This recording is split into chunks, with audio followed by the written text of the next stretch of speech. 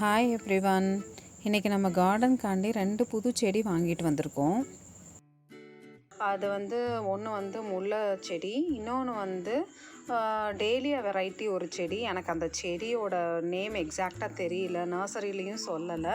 உங்களுக்கு யாராவது இந்த செடியோட பேர் தெரிஞ்சிச்சுன்னா ஷுவராக கமெண்ட்டில் லீவ் பண்ணுங்கள். இப்போ நான் இந்த முல்லை செடியை வாசலுக்கு பக்கத்தில் வைக்கலான்னு நினச்சிருக்கேன்.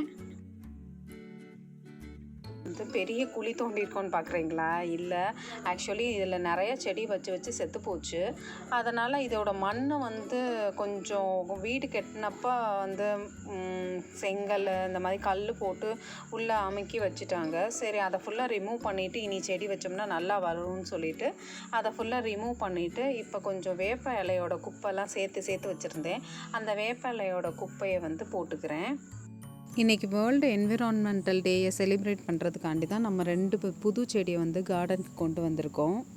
இந்த வேலையை செஞ்சிட்ருக்கும்போதே நல்லா மழையும் காற்றும் அடிக்க ஆரம்பிச்சிருச்சு.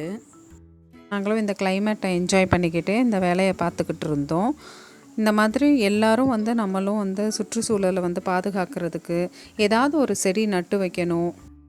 இந்த வருஷத்தோட என்விரான்மெண்டல் டேயோட தீம் என்னன்னு பார்த்தீங்கன்னா எக்கோசிஸ்டம் ரெஸ்டோரேஷன். இது ஒன்றும் இல்லைங்க, ரொம்ப சிம்பிள் தான். ஒன்று நம்ம நேச்சரை பாதுகாக்கிறதுக்கு ஒரு செடியை நடலாம், இல்லாட்டி ஒரு மரத்தை நடலாம். அப்படி இல்லாட்டி நம்ம ஈகோசிஸ்டத்தை கெடுக்கிற மாதிரி ஒரு பிளாஸ்டிக் பொருளை கொட்டுறதோ, அதை தீயை வச்சு விடுறதோ, இந்த மாதிரி விஷயங்களை செய்யாமல் இருந்தாலே போதுங்க.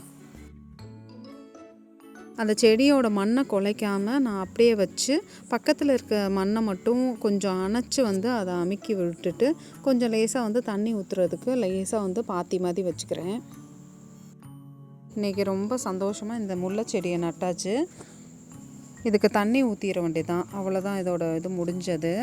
இந்த குழியை தோண்டுறதுக்கெல்லாம் என்னோடய ஹஸ்பண்டும் என்னோடய தம்பியும் தான் ஹெல்ப் பண்ணாங்க. என்னால் ஃபுல் ஃப்ளெட்ஜாக பண்ண முடியாது.